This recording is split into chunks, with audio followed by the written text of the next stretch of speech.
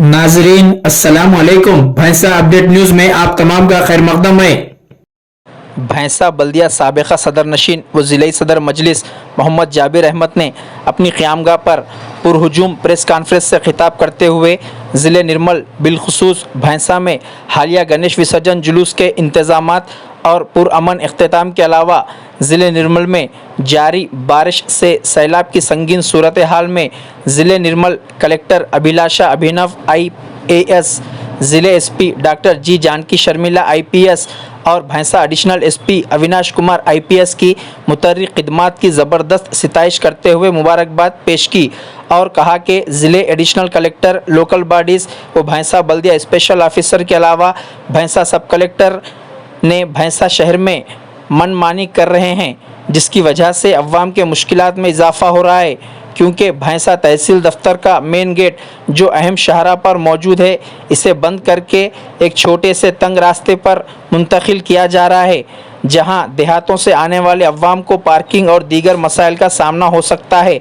इन्होंने कहा कि इस मामले में भैंसा सब कलेक्टर के ख़िलाफ़ ज़िले कलेक्टर को शिकायत की गई है और ज़िले एडिशनल कलेक्टर, लोकल बॉडीज़ व भैंसा बल्दिया स्पेशल ऑफिसर के ख़िलाफ़ तेलंगाना चीफ सेक्रेटरी को शिकायत की गई है। आइए नाजरीन मोहम्मद जाबिर अहमद की मीडिया से मुखातिबत को समाअत करते हैं।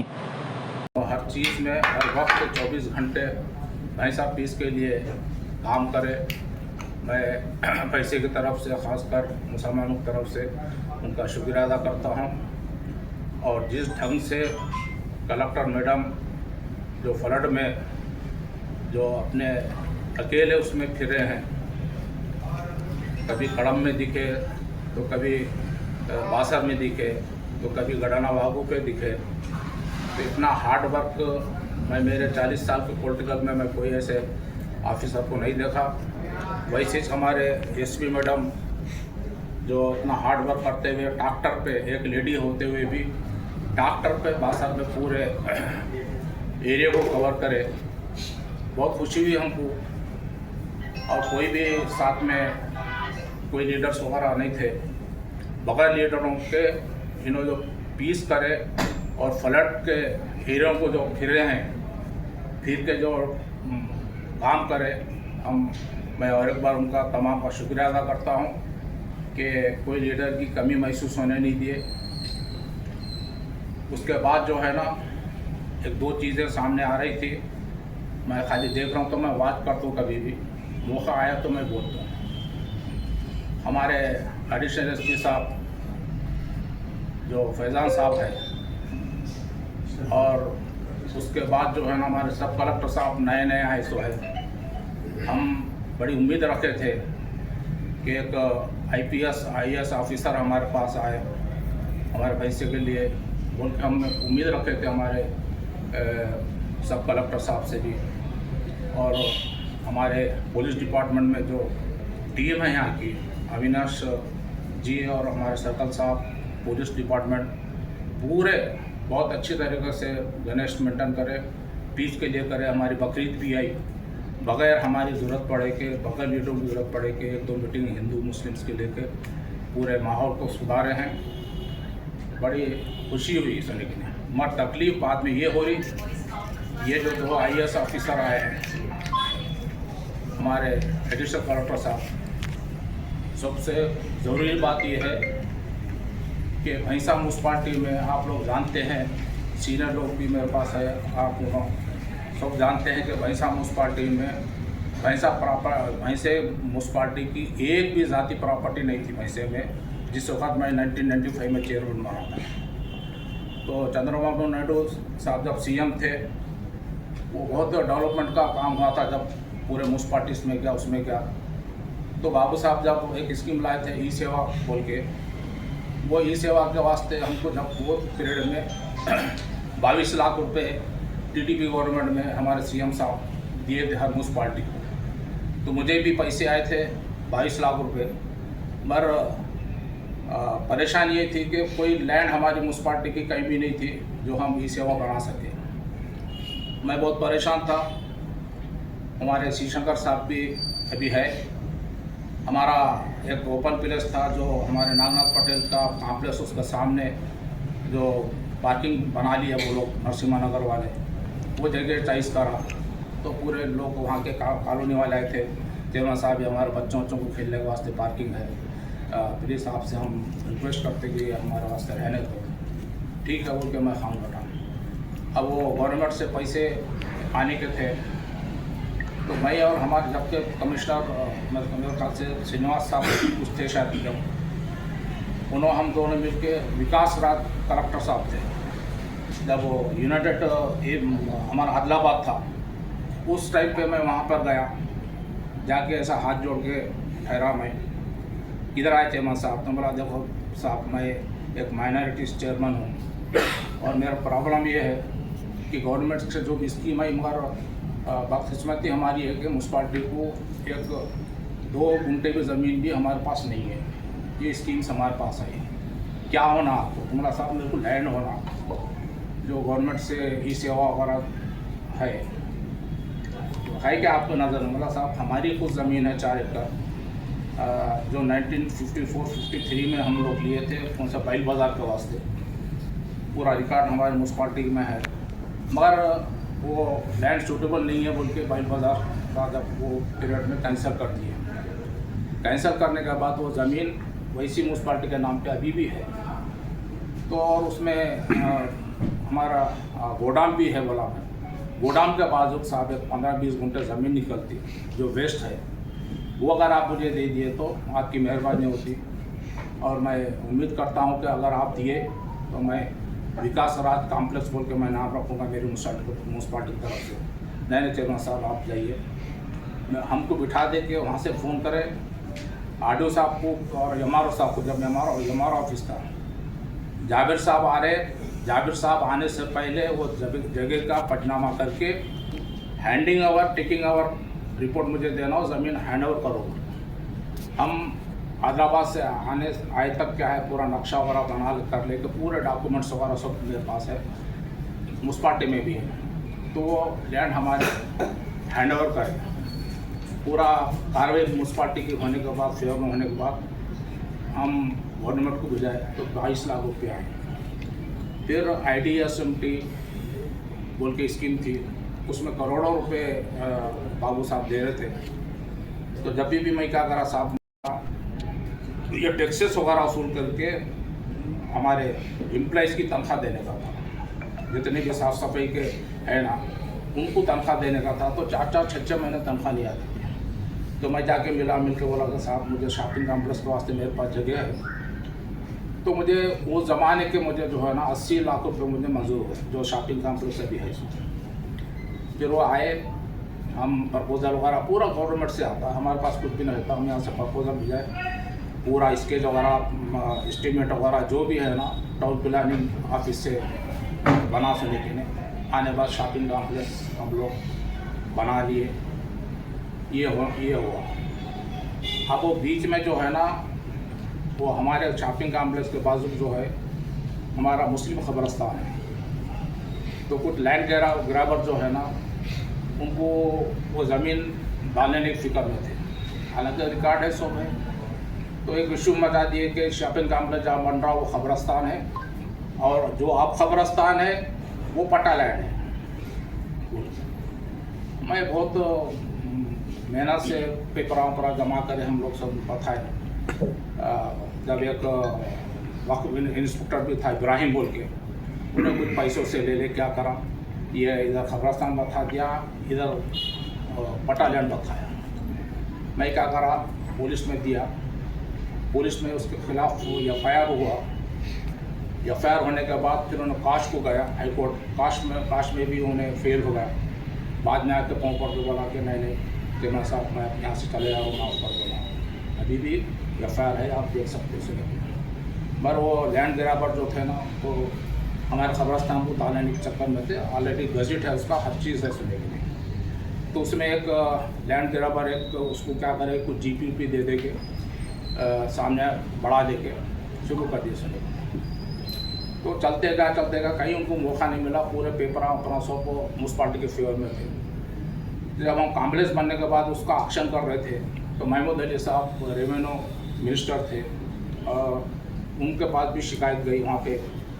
तो मुझे बुला के बोले जाबिर भाई ये आप दे दो ना वक्फ बोर्ड को, खबरस्तान है बोल के बोल रहे ना ये लोग। बोला देखो साहब मैं मुसलमान हूँ और पक्का मुसलमान हूँ। बोला या मैं का तो क्या हम नहीं है क्या? बोला साहब आप टीआर से मुसलमान हैं, मैं मजलिस का मुसलमान हूँ, मुझे मालूम है कौन सी ज़मीन क्या है सो, और मुझे ख़बर में इसका जवाब देना पड़ता। और मुझे मेरे भैंसे के अवाब 2 बार हिंदू का भी उसमें बहुत बड़ा वो था, 1,500 से 1,500 1200 के करीब मुझे हिंदू वोट भी मिले थे जब डायरेक्ट इलेक्शन था। मेरे मुसलमान भी मुझे यहाँ पर लाए। अगर मैं मुसलमानों को कब्रस्तान को अगर मैं म्यूनसिपाल्टी का हवाला करा तो मुसलमान मुझे जो है ना मुझे रखते क्या बोल के बोला। ये एक चीज़ है सुने के लिए। तो ये और मैं आज हूँ, मैं नहीं रहता हूँ, कल दूसरा आता। तो मैं तब कोई पागल नहीं है जो मुसलमान कब्रस्तान को म्यूनसिपाल्टी के हवाले करने के वास्ते नहीं जाबिर भाई देखो सोचो ना, नहीं सब नहीं होता हो। ये प्रॉपर्टी आपकी है, गवर्नमेंट की है, मेरी नहीं है, और पब्लिक प्रॉपर्टी है। ठीक है उनको हमारा ऑप्शन होगा, सब होगा। अब जैसा ये सब कार्रवाई ख़त्म हुई, ये साहब है हमारे कौन से एडिशनल कलेक्टर साहब फैजान साहब, उसके पास ये लोग पहुंच गए पिपनाले लेके कि साहब ये पट्टा लैंड हमारी है और ये हमारे हवाले करो। तब ये साहब क्या है नहीं मालूम, वहाँ से रिफ़र करे फाइल को कमिश्नर के पास है। तो कमिश्नर के पास जो भी फाइल थी और हमारे पास भी हम हर रिकॉर्ड रखते, तो वो उन्होंने जवाब दे दिया पूरा। जब यहाँ पे ये कब्रस्तान का और शॉपिंग कॉम्प्लेक्स का टेंशन आया तो महमूद अली साहब और कलेक्टर साहब ऐसा सब मीटिंग करके बोले 4 मेंबरों की कमेटी बनाए, एक पुलिस डिपार्टमेंट, एक म्यूनसिपाल्टी, एक रेवेन्यू और एक वक्फ बोर्ड, ये चारों मिलके ज़मीन को मापना। तो पूरा मापे करे, 1 से 4 तक मापे करेक्ट जो है ना हमारा शॉपिंग कॉम्प्लेक्स हमारी ज़मीन पे म्यूनसिपल लैंड पे वही निकला। फिर कब्रस्तान की जगह कब्रस्तान दिला। कब्रस्तान के 2 केसेस थे जो ट्रिब्यूनल के तरफ से भी वो कब्रस्तान डिक्लेयर हुआ बोल के उसके चतुर्सीमा जो था वो भी फेवर में आया। फिर उसके बाद केसेस वगैरह डाले तो ADSLR रिपोर्ट ये दिया कि भाई जो कॉम्प्लेक्स है वो कॉम्प्लेक्स म्यूनसिपाल्टी का है और बाजू में कब्रस्तान है। हालांकि जब प्रेशर बहुत डाले उसके ऊपर ADSLR के पास, वो भी आप लोगों का आदमी है, कोई मुसलमान नहीं है। उन्होंने बोला साहब देखो मैं जो है मैं देने वाला ना, तो मेरी नौकरी जाती। हालांकि महमूद अली साहब भी फ़ोन करे, हमारे कुंठाले के क्या थे आडो साहब, शिवलिंगा साहब भी थे। उन्होंने चूप मिलाई कि चरमा साहब ये महमूद अली साहब का फ़ोन है, जाबिर भाई छोड़ दो ना ज़मीन। बोला साहब क्यों छोड़ूं, कई को आज छोड़ूं, मैं इतनी मेहनत करके लाया और मेरी प्रॉपर्टी नहीं है, आपकी प्रॉपर्टी है, गवर्नमेंट की है। तो ये कार्रवाई चली सुने की नहीं। तो ADSLR पूरा नक्शे के साथ पूरा दे दिया कि ये कॉम्प्लेक्स है। अब इनको मौका नहीं मिल रहा था लैंड ग्रैबर को। अब ये साहब आए जब क्या करे पेपर फिर वही दे देंगे। अब ये साहब क्या करे हमारे कमिश्नर को, जब तक मैं काउंसिल थी मेरी, जब तक इनको मौका नहीं मिला। काउंसिल ख़त्म होने के बाद अब टार्चर शुरू कर दी, वो ज़मीन हवाले करो। इन्होंने बोला मैं कौन करने वाला साहब, ये हाई कोर्ट का आर्डर है, ये ट्रिब्यूनल का आर्डर है, ये ADSLR की रिपोर्ट है, मैं कौन करने वाला, गवर्नमेंट का है, मैं आज हूँ चला जाता हूँ। नहीं आपका रिकॉर्ड क्या है? तो इन्हें बोला ये पूरा दिए जितनी फाइल है इतनी पूरी फाइल है, ये पूरा चला। तो इस ताल्लुक़ से जो है ना साहब 5 मरतबा हमारे एडिशनल कलेक्टर साहब जो है ना 5 मरतबा इनको लेटर लिखा, हर महीनों को 2 महीनों को सुनेंगे नहीं। तो कॉम्प्लेक्स का क्या, कॉम्प्लेक्स हवाले करो, उसको हैंड ओवर करो। तो इसको देखो 13/2/2023 को फर्स्ट पूरा रिपोर्ट दे दिए म्यूनसिपाल्टी की तरफ से। उसके बाद 20/3/2023 को रिपोर्ट दो बोले, रिपोर्ट दे दिए, सेम रिपोर्ट। उसके बाद 27/2/2024 फिर वो ये फाइल रिपोर्ट क्या हुआ, हैंड ओवर करो। उसके बाद 1/4/2024 फिर परसों 25/9/2024 सेम रिपोर्ट देने बाद मैं ये बोला, मैं खुद जाके मिला हमारे एडिशनल कलेक्टर साहब से कि देखिए साहब एक फ़ाइल आती तो उसमें फ़ाइल का नंबर रहता और फाइल मूव करने के वास्ते हम 5 मरतबा आपको म्यूनसिपाल्टी से तोड़ दे रहे, फिर वही बोलते हैं कि क्या हुआ शॉपिंग कॉम्प्लेक्स हैंड ओवर करें। कौन करना साहब, किसका है ये लेने चलो साहब, वैसी बात है बोलते ये बहुत टार्चर करे कमीशन को, तो उसमें एक कमीशन हमारा चले भी गया बीच में। उसके बाद मैं कलेक्टर मैडम से मिला, रमज़ान था, 1 घंटा हम बात करें कलेक्टर मैडम से। बोले मैडम देखो ये हाल है, कैसा करना है इसको, पूरा पेपर्स वगैरह मैडम देखे, नहीं जावेद साहब मैं इसके बाद तो उनको बुला लेकर समझा देती मैं, और ये इसके बाद ये मैटर नहीं होगा। ये बोला ये म्यूनसिपाल्टी का सब, मैं विश्वास देता डॉक्टरों को, ये चीज़ मैं लेकर आया और मेरा फ़र्ज़ है कि मेरी प्रॉपर्टी को मैं सेफ करूँ। आप लोग सबको मालूम है कि भैंसा म्यूनसिपाल्टी में कोई प्रॉपर्टी नहीं थी। मैं इससे पहले बोला, ये जो टाउन के सामने जो तरकारी मार्केट बना, मार्केट बनने के बाद जो है ना, मेरे को 2 एसपीस कम से कम 3 वक्त बुला के बोले चेयरमैन साहब ये आपका जो सरकारी मार्केट है वेस्ट है, यहाँ से आप हमको दे दो। सीआई का नहीं तो डीएसपी का हम ऑफिस भी बना लेते हैं, ऊपर रेजिडेंस बना लेते हैं। बोला साहब माफ़ी चाहता हूँ साहब, मेरा प्रॉपर्टी है रहने दो, मैं जाने के बाद कोई चेयरमैन को ले लो। तो वैसा प्रॉपर्टी को मैं सेव करा मैं। उसके बाद 80 लोगों को बन रहा, हमारा टीपू सुल्तान का भी है, फिर हमारे मौलाना अब्दुल कलाम आज़ाद का है और विवेकानंद का है। ये 4 के वास्ते हम लोग परमिशन दिए थे, काम भी शुरू हो रहा था। वो वहाँ के वास्ते स्टेचू के वास्ते गड़ा वड़ा करे। बाद में मैं नहीं था, महाराष्ट्र के इलेक्शन में था। तो जब एसपी में हमारे सर्कल साहब हमारे हमारे एडिशनल एसपी साहब विनोद पूरा आके रुका दे के क्या प्रॉब्लम था, फिर मैं आने के बाद भी समझाया जाके साहब देखो ऐसा है, नहीं चेयरमैन साहब आप अभी ठहर जाओ, वो इलेक्शन हो रहा है। मतलब तो मैडम भी बोले, कलेक्टर मैडम भी बोले। उसके बाद हमारे यहाँ के एमएलए साहब भी 2-3 वक्त गए थे मैडम पास, तो इलेक्शन कोड है, पहले एमएलए था, फिर उसके बाद वो था ज़रा ठहरो हम ये करते रिपोर्ट लेते करते, वो है ना साहब, बड़ा कर दिए, बड़ा वैसी से उसको मार्केटिंग पूरा लगा दिए, लगा ना। ये साहब आके अब हमारे एडिशनल कलेक्टर साहब और ये हमारे नए साहब आके 8 दिन से टार्चर कर कमिश्नर और हमारे जवानों को, वो गड़ा मेटो। तो कमिश्नर को ये बोला कि भाई नहीं साहब नहीं बैठ सकते, यहाँ का माहौल अलग है, 1 घंटे के अंदर कर्फ्यू लग जाता है यहाँ पे, आपको क्या ज़रूरत है, मैं बोलो ना मेटो। तो इन्होंने बोला साहब इसमें कलेक्टर मैडम एसपी मैडम खुद बोले कि काम रोको बोल के बोले। कलेक्टर को ये अल्फाज मैं बोल रहा हूँ, बुला मेरे को, कलेक्टर को मैं यहाँ का बॉस हूँ, कुछ हुआ लॉ एंड ऑर्डर का प्रॉब्लम आता है, वो सब मैं देख लेता हूँ, मैं सब देख लेता हूँ, पहले गड़ा बैठो, मैं कुर्सी डाल के बैठता हूँ। ये दोनों बड़े मियाँ छोटे मियाँ बोल रहे क्या करना बोलो। अगर वो गड़ा बैठता क्या होता था, वैसे में बोलो हिंदू वर्सेस पुलिस हो जाता था, या तो लास्ट में क्या होता था, जाबिर साहब का तो चल रहा, घर में बैठे भी तो म्यूनसिपाल्टी पूरा उनको मानती, जाबिर साहब बैठ के कमिश्नर को पूरा करे, ये सेकंड पॉइंट। और जाबिर साहब इलेक्शन जीतने वास्ते ये गेम खेले है नहीं, बोलो ये मना करो, जाबिर साहब इलेक्शन जीतने के वास्ते ये गेम खेले। कमिश्नर क्या हर आदमी सुनता उनकी, तो इन्हों जो गेम डाल रहे थे किस वजह से डाल रहे थे वो, जैसा मुझे मालूम हमारा जवान है 4 ही बोल के, जैसा डिस्कस हो रहा 8 वो क्या बोलते डॉक्टर निकालो वो निकालो, जगह मेट निकाय, उन्हें बाहर आके 4 ही हमारा जवान आके किसी के फ़ोन से मुझे फ़ोन करा दिया, चेयरमैन साहब को फ़ोन करो बोला। तो बोला 4 ही मुझे फ़ोन करो बोला साहब, वो घड़ा मेटने वास्ते जा रहे हैं और इन्होंने दोनों बैठा वाले, हम यहाँ बैठते वो लॉ एंड ऑर्डर वगैरह सब क्या हम दोनों देख लेते हैं। हम बोला सर क्या हो रहा है।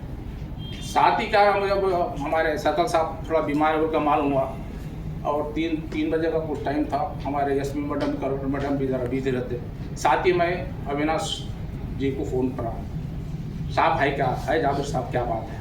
बोला साहब अर्जेंट बोलो, देखो जितना आप मेहनत करें वो पूरा मेहनत आकार जाती, ये प्लान चल रहा है वहाँ पे, और ये दोनों को कुछ समझ में नहीं आ रहा, भैंसा क्या है नहीं मालूम उनको, और वो गड़ा बैठने के वास्ते जा रहे साहब ये।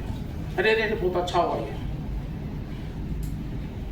साथ ही फ़ोन रखे कि मिला है, और मैडम को मिला है, किसको मिला नहीं मालूम।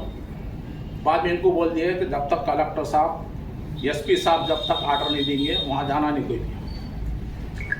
तो जब खामोश बैठा वाले नहीं तो लॉन्डर भी इन्हों देख लेते करते, सो भी इन्हों देख लेते करते, ये हो गया। अभी उनका गेम क्या था, या तो पुलिस और हिंदू यंग पूरा भिड़ जाना। आखिर में तो जाबिर साहब का राय सोचा क्यों कि जाबिर साहब घर में भी बैठे तो कैमरे देख रहे, पूरा म्यूनसिपाल्टी चला रहे इन्होंने।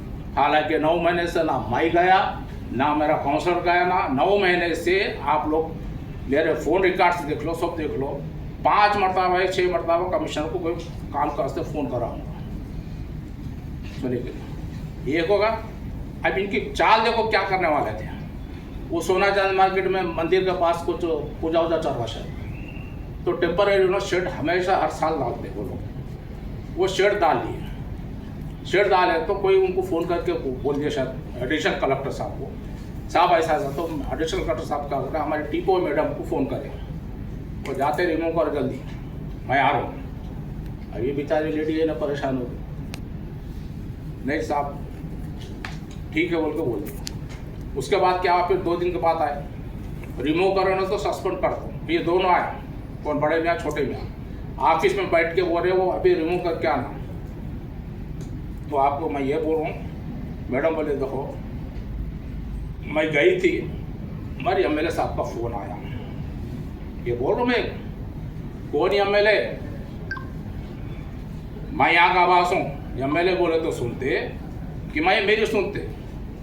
अब आप अंदाज़ा लगाइए, बुलाओ मेरे को, एक कुछ भी हो तो हमारी अब बीजेपी की नहीं जमती, मगर वो एक इलेक्टेड एमएलए है, चाहे कौन सी भी पार्टी का हो, ये वर्ड बोलते हैं आप, कौन एमएलए, उसकी सुनते कि मेरी सुनते।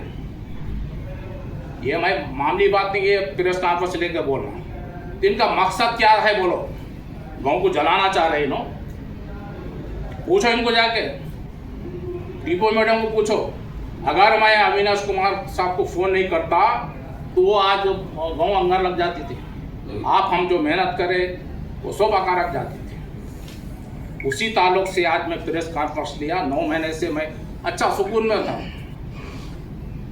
कि चलो कब इलेक्शन हो दो ना कौन दो, बस हो 20 साल करे, अब क्या करने का।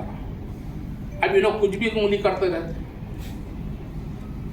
हम छोड़ दे क्या बोलो, छोड़िए काम बोलो। ये मैं जितने भी पॉइंट बोला एक भी गलत है क्या पूछो, सब कलेक्टर साहब को पूछो ना जाके, देखो हालत देखो वहाँ पे, पूरा रास्ता बंद होगा, कहाँ जाना, पूरे 36 गाँव विलेजेस के लोग आते, किधर जाना बोलो, किधर से जाओ, उधर से आओ। अरे क्या तो भी है, एक IAS ऑफिसर है, IAS ऑफिसर का ये रवैया।